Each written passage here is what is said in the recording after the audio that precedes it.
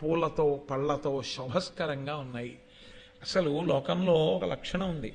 చెట్టుకి పువ్వు కొయ్యడం అనేటటువంటిది, చెట్టుకు పండిన పండు కొయ్యడం అనేటటువంటిది చాలా జాగ్రత్తగా సున్నితంగా పాటించవలసినటువంటి విషయం. ఎందుకంటే ఒక చెట్టు పువ్వులు పూసింది అనుకోండి, ఆ చెట్టుకి ఒక్క పువ్వు లేకుండా రోజు ఆ చెట్టు పువ్వులు కోస్తున్నారు అనుకోండి, ఆ చెట్టు ఏం చేస్తుందంటే శాపవాక్కు విడిచిపెడుతుంది. ఎందుకంటే అది దానికి ప్రాణం ఉందండి. అది దేవతాంశ కలిగినటువంటి చెట్లుంటాయి కొన్ని. అది చూసి చూసి చూసి చూసి ఏం చేస్తుందంటే, నాకు ఒక్క పువ్వుతో నిలబడనివ్వట్లేదు కాబట్టి నువ్వు నిస్సంతువగుదువుగాక, నీ ఇంట పిల్లలు లేకుండుదురుగాక అంటూ.